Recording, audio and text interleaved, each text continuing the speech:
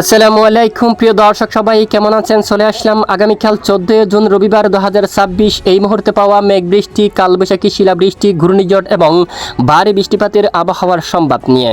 সক্রিয় মৌসুমী বায়ুর প্রভাবে বাংলাদেশের বেশিরভাগ জেলায় আকাশ বর্তমান মেঘাচ্ছন্ন অবস্থা রয়েছে।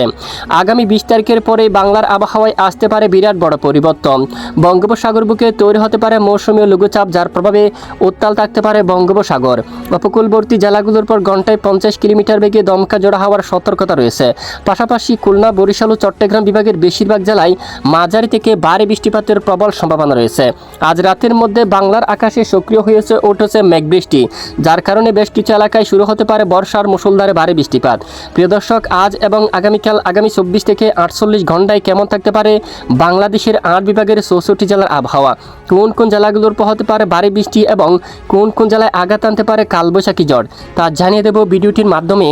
জানতে হলে ভিডিওটি না টেনে শেষ পর্যন্ত দেখবেন। ভালো লাগলে লাইক করে চ্যানেলটি সাবস্ক্রাইব করে পাশের বেল বাটনে ক্লিক করে রাখবেন। আর ভিডিওটি আপনি কোন জেলা থেকে লাইভ দেখছেন কমেন্ট করে জানিয়ে দিন। প্রিয় দর্শক বন্ধুরা, এই মুহূর্তে মেঘমালা উপগ্রহ রাডার স্যাটেলাইট ইমেজের উপর চলে আসলাম। আজ ইতিমধ্যে দেখা যাচ্ছে বেশিরভাগ জেলায় রাতে আকাশ মেঘলা থাকবে। খুলনা, বরিশালের সকল জেলায় আকাশ মেঘলা, পাশাপাশি চট্টগ্রাম বিভাগেরও একেবারে সকল জেলার আকাশ মেঘাচ্ছন্ন অবস্থা রয়েছে।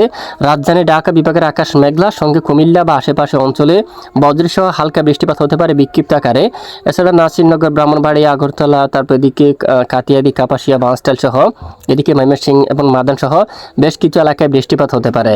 এদিকে মেহেরপুর, তারপর এখানে বেশ কিছু অঞ্চল জুড়ে শান্তিপুর, বর্ধমান, কাতুয়া, শিউরি, দুর্গাপুর, মিহিজাম এবং নালহাটি অঞ্চলে বজ্রসহ মাঝারি থেকে ভারী বৃষ্টিপাত হওয়ার প্রবল সম্ভাবনা দেখা যাচ্ছে।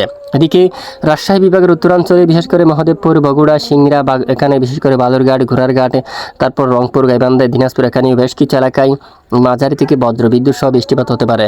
কলাপাড়া উপকূলবর্তী অঞ্চলগুলোর উপর বৃষ্টিপাত হওয়ার সম্ভাবনা রয়েছে এবং আগামীকাল ভোর সকালের মধ্যে দক্ষিণ উপকূলে কিছু কিছু এলাকায় হালকা মাঝারি বৃষ্টিপাতের সম্ভাবনা থাকবে। পাশাপাশি বঙ্গোপসাগরে মুষলধারে ভারী থেকে অতি ভারী বৃষ্টিপাতের সম্ভাবনা থাকবে।